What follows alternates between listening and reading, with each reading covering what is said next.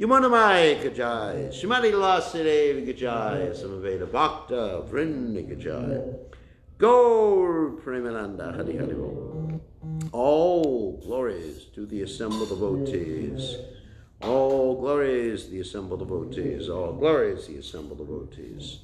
All glories to Shri Guru and Gauranga, Srila Prabhupada Ki Jai, Gaur Premananda, Hari Hari Hari Bol. So, Om Ganat Timanandasha, Gananjana, Shalakaya Chakshur, Meditam, Yena Tasmai, Shri Gurve Namaha. So I'm going to actually speak about Rathayatra in a little bit different way than most people speak about Rathayatra. How about that? A little bit different information. We're going to speak today about Prabhupada and Prabhupada's connection with Rathayatra, which is my most inspiring understanding of Rathayatra. So, Srila Prabhupada, of course, was born in Calcutta, and the biggest Rathayatra in Calcutta was done by the Mullik family, which Prabhupada was associated with. And they held it yearly in Calcutta. It was a very big Rathayatra. And Prabhupada became inspired by seeing this Rathayatra. And it's described that this Rathayatra would go down Harrison Road and then return, and there'd be a large quantity of Lord Jagannath Prasadam distributed. Of course, Prabhupada's appearance in this world is very unique, and it actually reflects the appearance of many of the acharyas that they were worshiping Krishna from their very birth. You know, Prabhupada worshipped the deities of Radha Govinda, which were right across from where Prabhupada was living, and then Prabhupada saw Rathayatra. So anyway, what happened is that when Prabhupada saw this Rathayatra, he became inspired not only to do his own Rathayatra, but even when he was very young and going to school, Prabhupada would always be planning on how he could go to Jagannath Puri. I think I'm speaking loud enough. I don't need a microphone, unless they can hear it in the kitchen. No, they can't hear you. So I think my voice is loud enough. It's enough. Yeah, I have a pretty loud voice, so people complain about it all the time. So anyway, so Prabhupada kept looking at the train schedule from Calcutta to Puri, and he was planning on how he could collect the money and go. So this was his meditation as a little boy, and even as he grew up, until he actually went to Puri. So he was actually meditating on going to see Lord Jagannath in Jagannath Puri and going to see the Rathayatra. Now this also indicates that Prabhupada was on the highest platform of devotional service, because Lord Jagannath, what's that? I'm online right now, so people are watching all over the world. So more people than are in the class. So Lord Jagannath is the deity of Vipralamba. You understand? Separation. Because the Rathayatra commemorates the time when Lord Krishna, at the time of the eclipse, met the residents of Brendalin in Kurukshetra.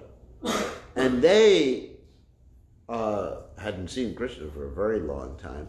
And they wanted to bring Krishna back to Brendalin, because they couldn't relate to Krishna in the opulent aspect that he was exhibiting in Dwarka and, of course, in Puri.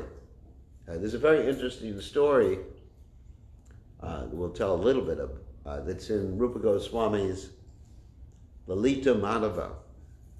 In the Lalita Madhava, you actually have a description of Radharani when Krishna left Vrindavan, going to, actually leaving this world and going to the sun god. Anyone here ever read Lalita Madhava? Mm-hmm. So you know the story. Yeah. So she goes to the sun god, Vivaswan, and she also takes with her a jewel that came from the Shankachuda demon.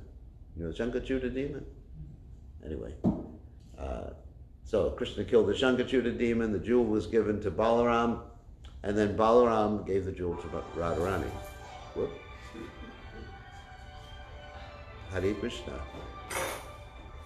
That's not even Bollywood music. So, anyway, so Radharani goes to the sun god, feeling separation from Krishna, and then the sun god gives that jewel to Satyajit. You know, the whole Shamantaka jewel story. That jewel is actually the Shamantaka jewel. He gives that jewel to Satyajit, and then at the same time, he gives Radharani, who actually at this time appears as an expansion as Satyabhama, to Satyajit. So that's how Satyajit got his daughter, Satyabhama. Is everybody following the story so far? It's a pretty easy story. I mean, it's more detailed than this, but we don't have time to tell it. So anyway, so then, when Krishna proves that he hadn't stolen this Shamantaka jewel, you know, he fights with Jambavan, gets it back. Then Satyajit gives him Satyabhama, along with the Shamantaka jewel, which he gives back to Satyajit, as a wife. But so remember, Satyabhama is Radharani expansion of Radha, in the same mood of Radharani. So what happens is that Satyabhama doesn't recognize that Dwarkadish is Krishna. This is Rupa Goswami describing the whole thing. She's in love with Krishna. However, she thinks, oh, this king, you know, he may be a big king and everything like that, Dwarkadish, but he's not actually my Krishna. So eventually, I mean, there's a whole interesting story. Actually, I'll tell part of the story. That she goes to this place called Nava Vrindavan, which is a replica of Vrindavan, which is near Dwarka. And she's lamenting that she can't be with Krishna, because she doesn't recognize Dwarkadish as the same as Krishna. And so she sees a deity of Krishna in this Nava Vrindavan forest, this replica of Vrindavan forest. And she, just out of separation, begins to decorate the deity very nicely. And then she hears, as she's decorating the deity, she hears some people coming, so she doesn't want people to discover that she's decorating the deity. So she goes and hides in the bushes. And that person who's coming is actually Krishna, Dwarkadish. And he sees the deity of himself that's decorated very nicely. And he's wondering, who has decorated this deity so nicely? And he said, well, the only way I could figure out is if I stand in the place of the deity and I put on the jewelry of the deity. Did you ever hear the story before, Maharaj? No? Anyway, new story for you. So, it's Rupa Goswami. So it's bona fide. Lita Madhav, a play. And so he stands in the place of the deity, you know, like this. And then Satyabhama, who was expansion of Radharani actually, comes out and she sees the deity and she continues decorating the deity. But then she discovers the deity is very soft. You know, most deities are a little hard, so she discovers the deity is very soft. And she says something. And then Krishna, who's there, is thinking, boy, Vishwakarma made a really interesting Radharani, because he's thinking that Radharani is a deity, who's Satyabhama, who's decorating him. And Satyabhama is thinking that Krishna is a deity. Interesting, isn't it? And finally they're thinking, boy, Vishwakarma, who actually arranged this Nava Vrindavan forest and all the different replicas of the residents of Vrindavan, they're actually thinking he's done a really great job. But eventually they discover that's Radharani and that's Krishna. You know, Satyabhama, the same mood as Radharani, but she's, you know, expansion of Radharani, Shakti Tattva. So, but then they begin to enjoy in this Nava Vrindavan forest.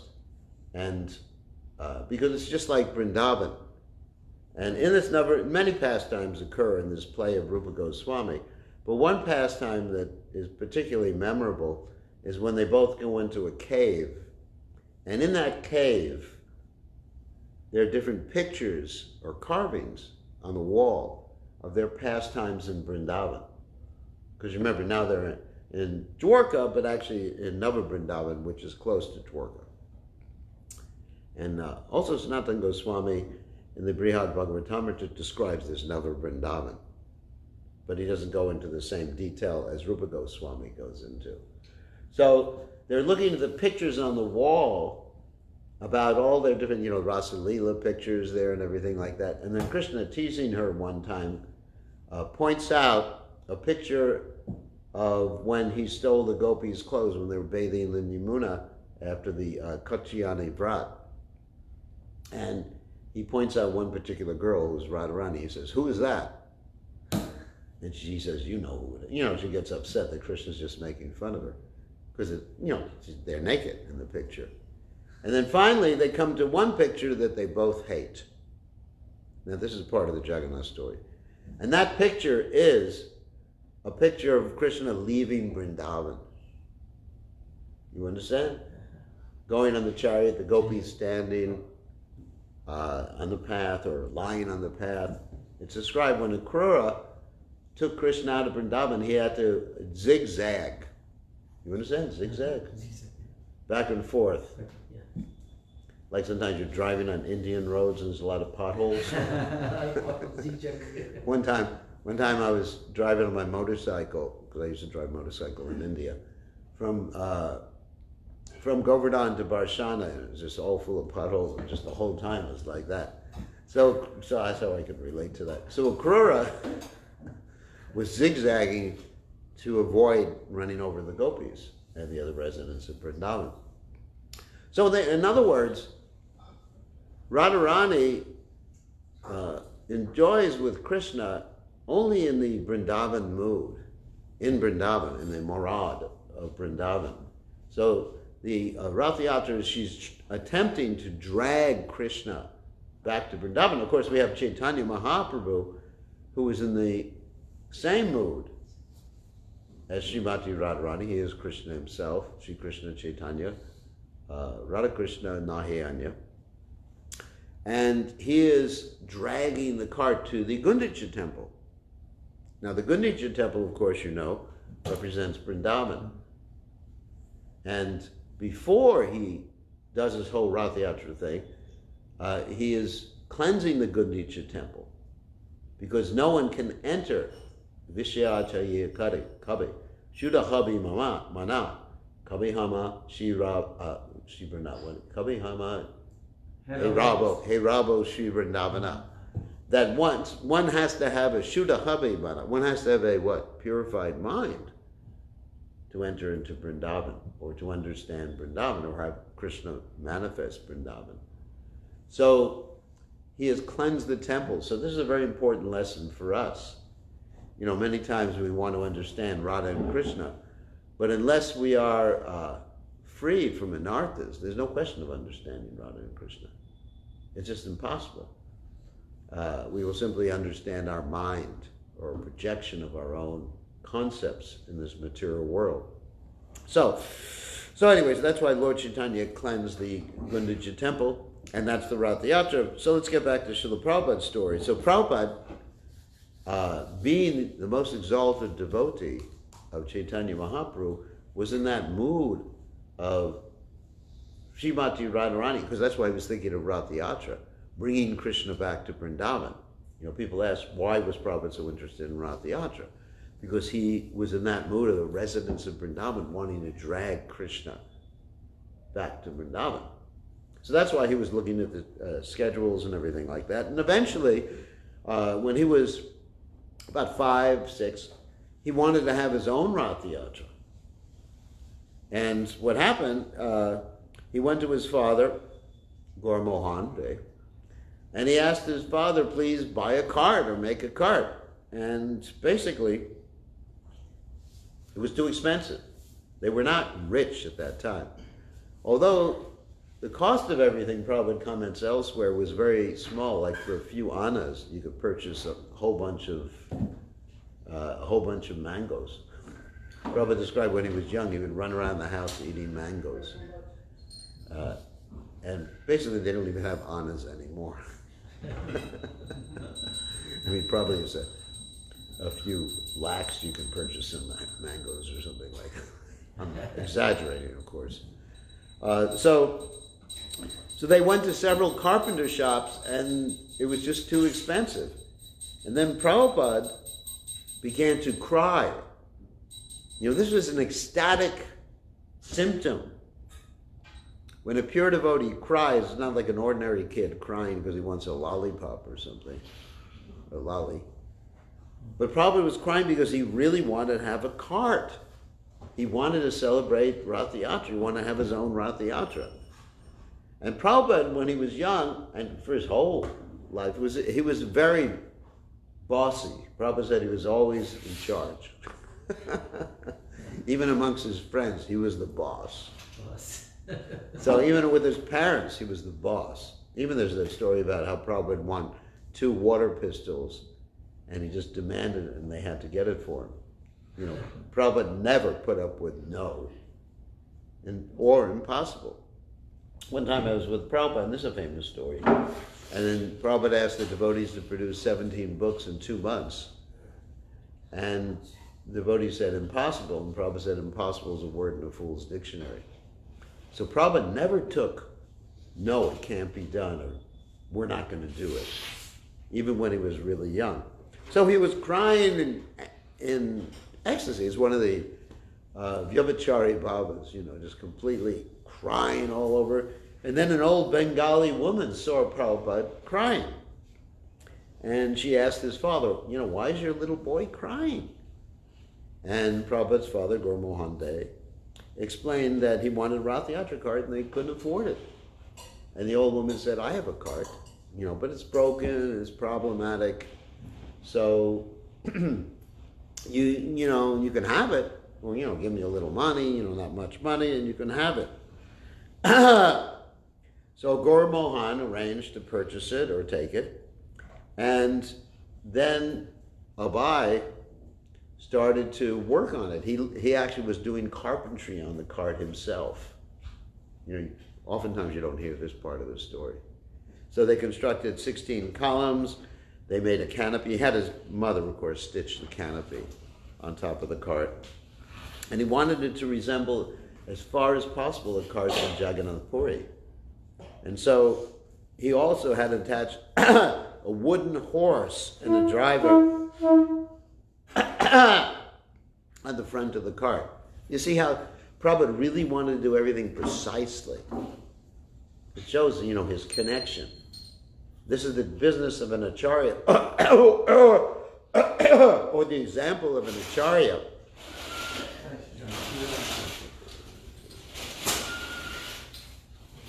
That from the very birth, he's just completely immersed in Krishna consciousness. Prabhupada told the devotees there never was a time when he did not think and remember Krishna.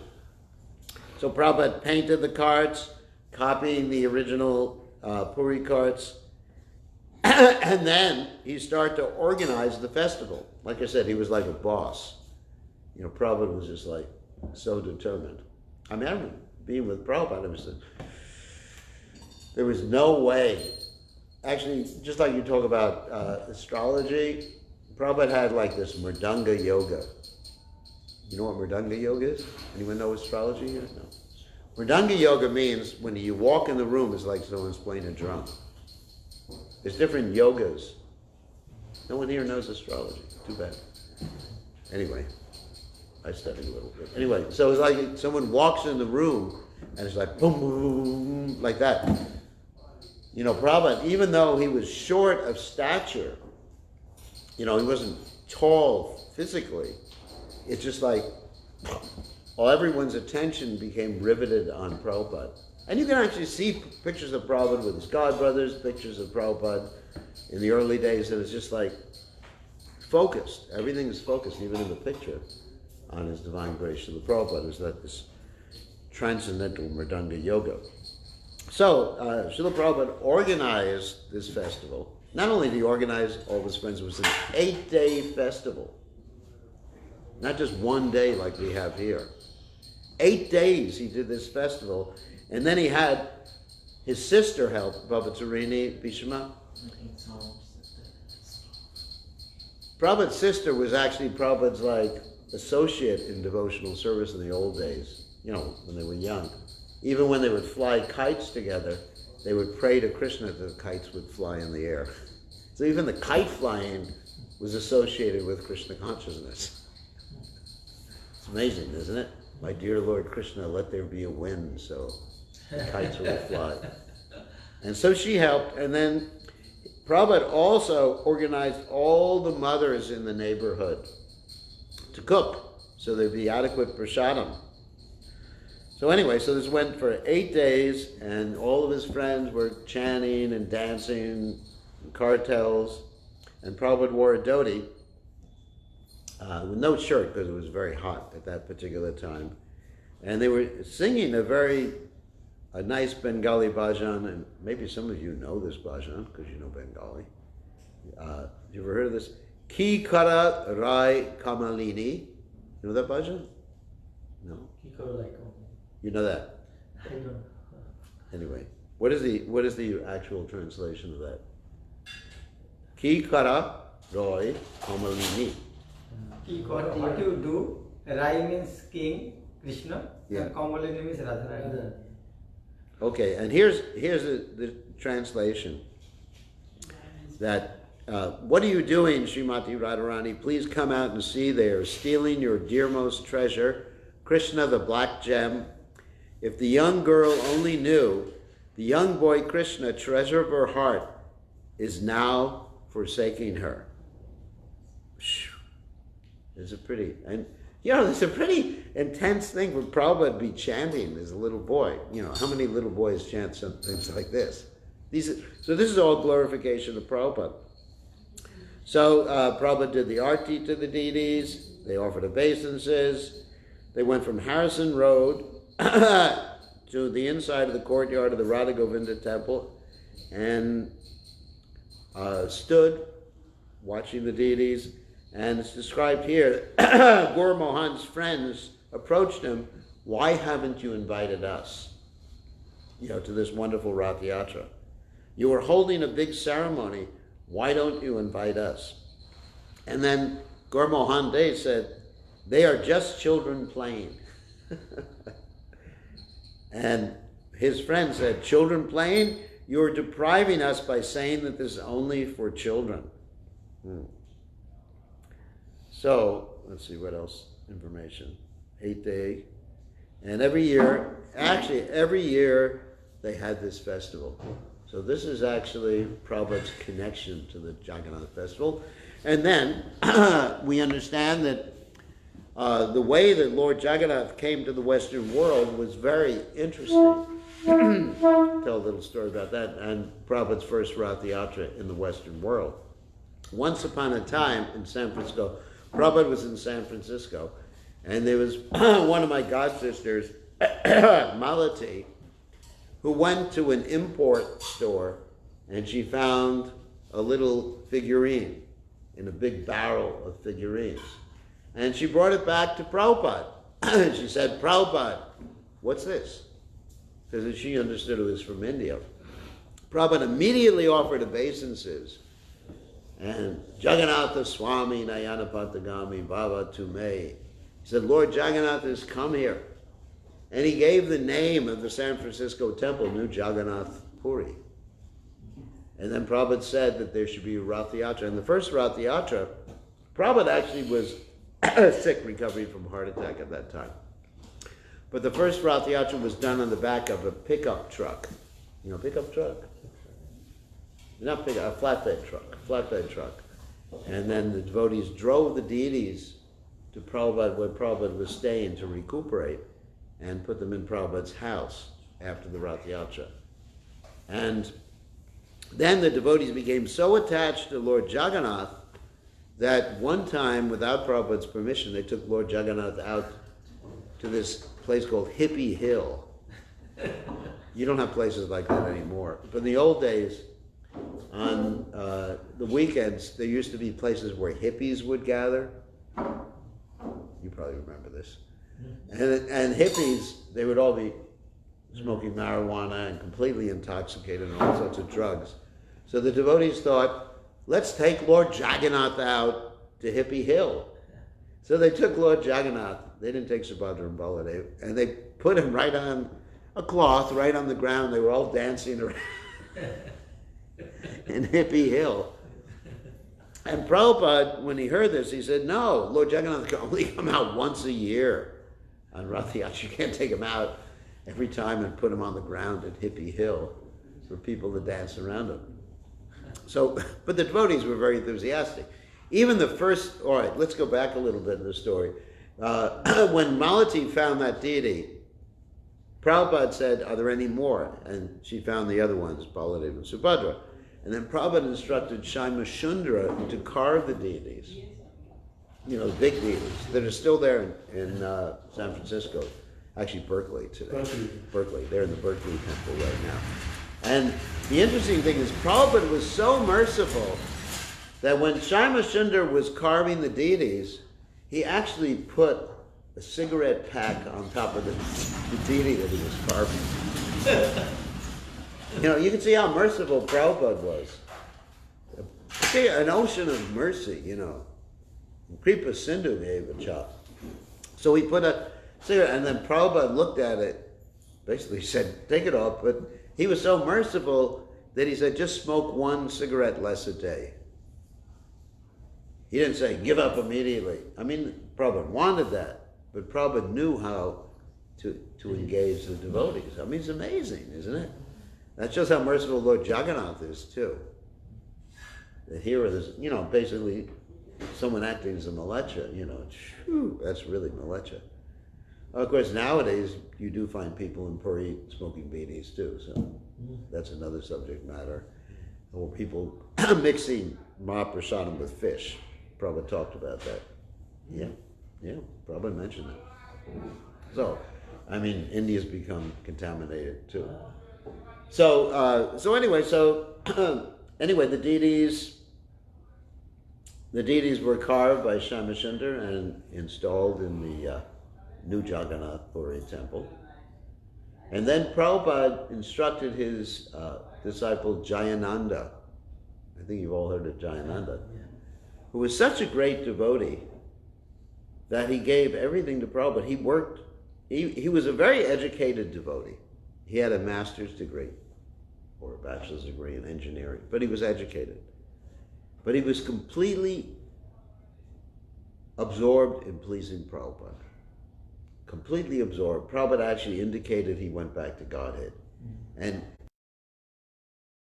arranged for all these Rathayatras, the original building of the carts, and even when he had leukemia, the final days of his life, he left this world before Prabhupada, he was still organizing Rathayatra. And Prabhupada, he's the only devotee I can think of that Prabhupada said after Jayananda left his body, that Prabhupada was feeling separation from. And Jayananda even gave the money that was meant for his medical treatment to Prabhupada. Such a great devotee. And so therefore we put his picture in front of the cart when we have the Rathayatra. We have Prabhupada's deity and then the Jayananda's picture underneath Prabhupada's deity. So this is how Rathayatra started, and then of course Prabhupada had Rathayatra in New York and Chicago and of course Los Angeles, and then all over the world now we have Rathayatras. And here at New Orleans we have Rathayatra today. So today we are celebrating Rathayatra, and we should remember Prabhupada's great attachment. We should remember the purpose of Rathayatra is to experience separation from Krishna and to think that we're bringing Krishna back to Vrindavan, back to our hearts, which should be pure. And anyone who helps in the Rathayatra procession is assisting the gopis, assisting the residents of Vrindavan, and getting great benefit. And then that's why we invite everyone in the street to help pull the ropes. So anyone who sees Lord Jagannath, hears the sound of the kirtan, will make great spiritual advancement. So that's what I'd like to talk about today. So, any questions or comments? No? Maharaj? No questions, comments? Beautiful class, Maharaj. But we have some question like our personal, advantage. Let's say, how we can understand our devotional life is advancing, or because we heard sometimes some lecture, even if you are 20 years, still you might be neophyte. That's true. Once, You may be 200, maybe 200 lifetimes in the fight. How do you know? Vasudevi Bhagavati Bhakti Yoga Pradyojita Janayati Asu Vairagam Jnanam Chalayada Hoitakam. By how you're becoming detached from this world, and how much you're becoming attached to Krishna Katha, Ruchi. How much you have a taste for hearing and chanting about Krishna, and how much it doesn't matter what you eat that day. I mean, as long as it's prashadam. Bacho Vegam and Sakroda Vegam, Jiva Vegam. You know, that's really, you know, how less important the things of this world are. Nirapeksha. How disinterested you are in the things of this world. Right? Like if someone says, let's go to see this Bollywood movie or something like that. And I know many of our congregation, they go to see Bollywood movies, and not go to see, they have them on the internet. And how much you're attached to having good sadhana. You know, sometimes we come here and sometimes I'm the only person, of course, for Mangalarti, other than the Pujari. I remember one time in Mexico, this is another Prabhupada story. Prabhupada kept the devotees up real late doing a preaching program in a city right near Mexico City, which is Cuernavaca. And the devotees got back about 11 o'clock at night. And everyone was thinking, let's just sleep late. And Prabhupada got up, and he got so angry he was waking the devotees up. He said, why? Why aren't you up for Mangalarti? You know, Prabhupada, you know. So I think there's been a tendency of less attraction for, you know, sadhana. You know, because we may think that we're Raganuga Bhaktas. Particularly here everyone, you know, here in this temple we call New Bengal.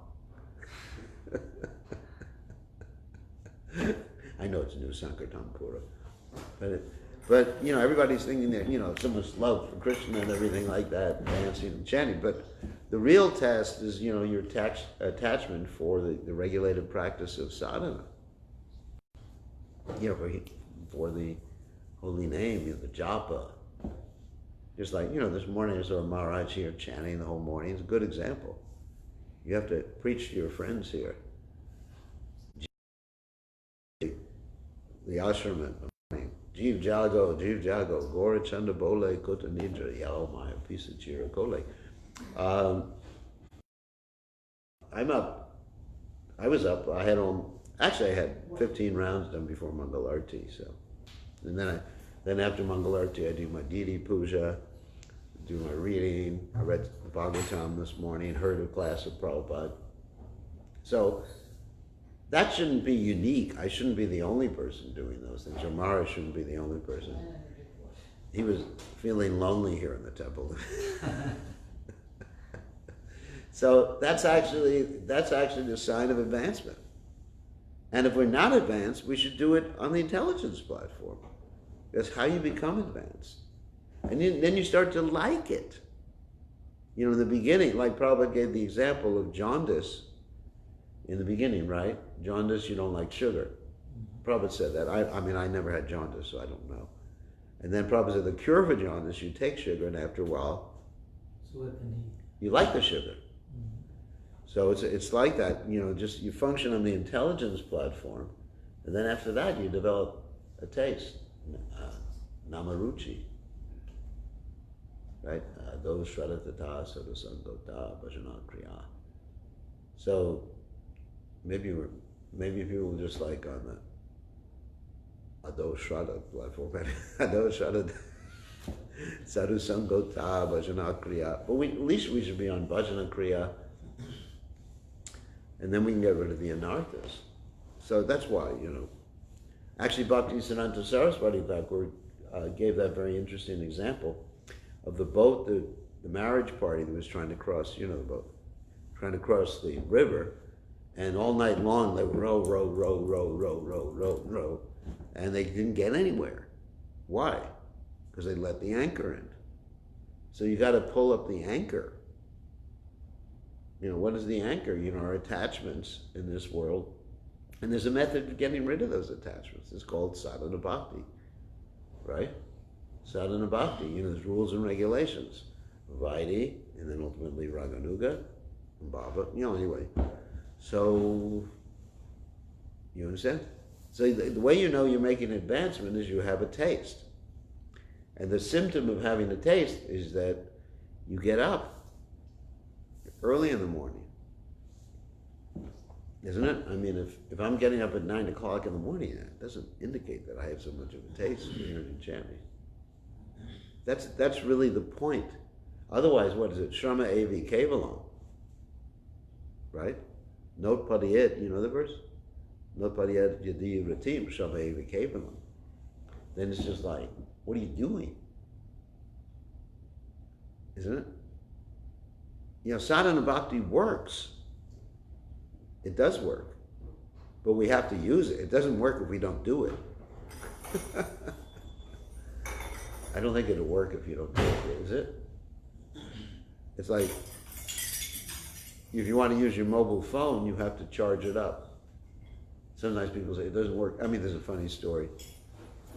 That one time the lady called her computer. She couldn't turn on her computer.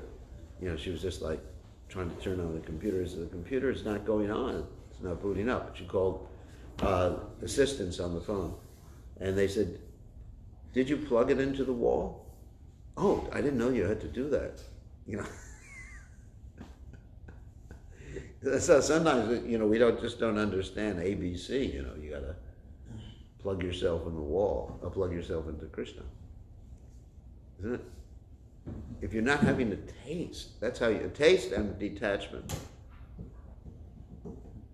And detachment, manifested detachment from the tongue, the tongue. That's the first thing. Lobamaya Sudurmati, you know that chant. Dharmade Jiwayati, Lobamaya Sudurmati, Takejita Katina Samsari. Right? Yes. Okay. Yes. Maharaj, your presentation is so wonderful. You covered a lot of stuff. Yeah, I tried. A lot of things he covered in synopsis and short. It's like when Radharani actually met with Krishna, Yeah. and she they made actually some chariot to bring him the Vrindavan Dham. Yeah. So they brought him Vrindavan or just? No. No, he didn't go back to Brendalin at that time.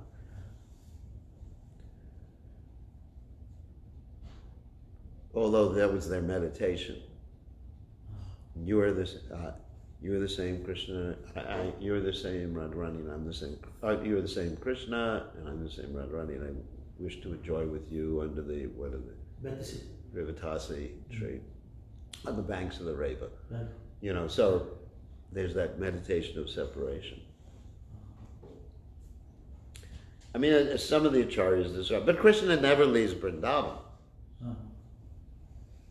That's Krishna is not, but he's not manifest. Prakrita, this is unmanifest, but Krishna is never Goloka Evinibhashati Akilat Mavuta. He never leaves Vrindavan. Yeah, he's never gone. It's just you just don't see him. There's that whole story of Raghunath Das Goswami when he was chanting on the banks of the Shamakund. And Krishna actually came to protect him from the tigers. You know the story? You don't know the story? Hard to forget. You're supposed to be so many years ago. So Raghunath Das Goswami never built himself a bhajan kutira, and he would chant in the close to the Manasabhavana Ghat, which is on Shamakund. You've been there, Maharaj, I'm sure. And then, because of that, sometimes it was either too hot, or the tigers would be there. It was a wild area at that time. So one time, Sanatan Goswami came to see Raghunath Das Goswami, and Raghunath Das Goswami was chanting, and there were tigers there, but there was Krishna standing with a stick. You've heard the story, right? To protect Raghunath Das Goswami. from the tigers. And Sanatana Goswami chastised Raghunath Das Goswami. You're taking service from Krishna. You have to build a kutir. But Raghunath Das Goswami didn't do it at that time. So later on, Sanatana Goswami came back, and it was very hot in the summer there. And Raghunath Das Goswami was chanting. And what happened is that Radharani was holding her shawl over his head. And Sanatana Goswami said, this is too much, you've got to build a kutir. So Raghunath Das Goswami's kutir is right next to the Shambhakund, right near the Pilu tree. Anyways, so many things there. And also Vishwanath Chakrabarti Thakur's bhajan kutir is there. Also Krishna's Kaviraj Goswami's bhajan kutir is there. Very special place for Gaudiya Vaishnavas. It's called Mansa Pavana Ghat at Shambhakund. You've been there, I'm sure. Yeah. Most of the devotees have gone there. A couple of times. A couple of times. I've been there like 500 times. So. Because I stay there. I don't stay there. I have a place at Govardhan, and I'm there a lot.